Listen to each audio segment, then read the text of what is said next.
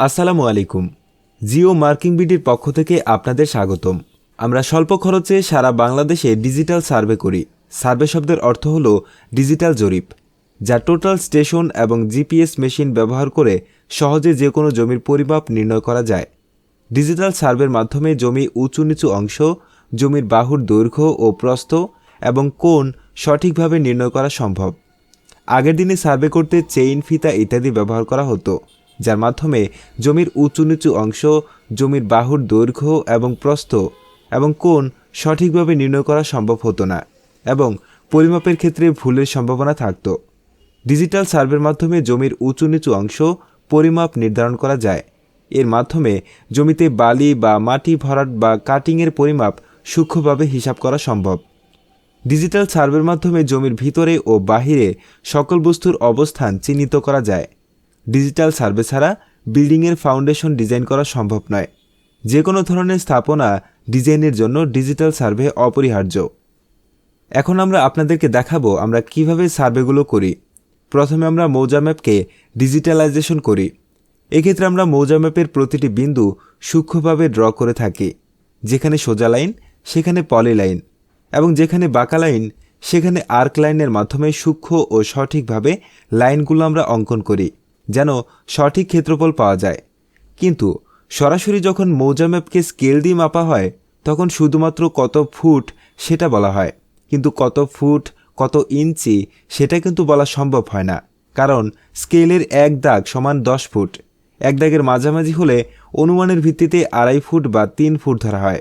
কিন্তু অটোক্যাডের মাধ্যমে ডিজিটালাইজেশন করে নিলে প্রতি ইঞ্চি জায়গার মাপ বের করা সম্ভব। এখন আমরা ডিজিটালাইজেশনের পরবর্তী অংশ দেখাবো। এখানে ম্যাপের দুই বিন্দুর মাঝে কত ফুট কত ইঞ্চি দূরত্ব তা দেখানো হয়েছে।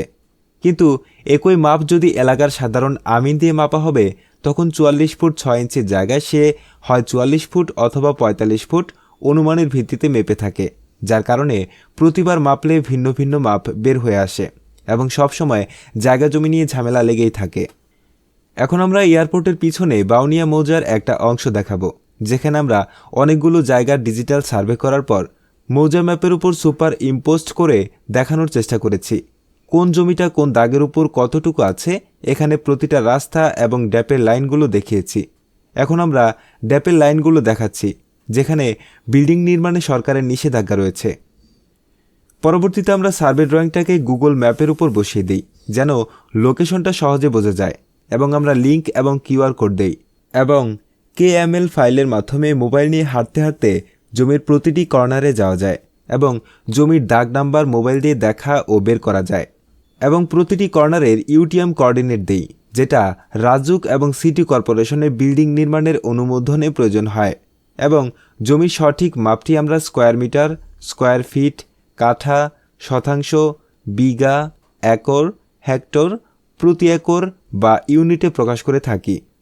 প্রতিটি বাহুর দৈর্ঘ্য কত মিটার, কত ফিট, কত ইঞ্চি তা দেখানো হয়েছে, এমনকি কোনাকুনি মাপ এবং প্রতিটি কোণের অ্যাঙ্গেল দেখানো হয়েছে। এখন আমরা আপনাদেরকে চট্টগ্রামের একটা অনেক বড় সার্ভে দেখাবো, যেখানে টপোগ্রাফি ও হাইড্রোগ্রাফি সার্ভের মাধ্যমে জমির এবং একটা নদীর অবস্থান দেখানো হয়েছে এবং নদীর তলদেশের অবস্থা দেখতে কেমন তা সেকশন আকারে দেখানো হয়েছে। যে কোনো সার্ভে সেবা নেওয়ার জন্য আমাদের সাথে যোগাযোগ করতে পারেন 017-8282-3435 নাম্বারে। আমাদের সেবাসমূহ: digital topography survey, building construction, building layout, building pile ও column layout survey, digital plot survey, RTK GPS survey, drone survey, pantograph survey, contour survey, piling, road survey, bridge survey, বিল্ডিংয়ের ছাদ casting level survey, land valuation survey, soil test ইত্যাদি। Digital সার্ভের নতুন নতুন video পেতে আমাদের চ্যানেলটি সাবস্ক্রাইব করে রাখুন।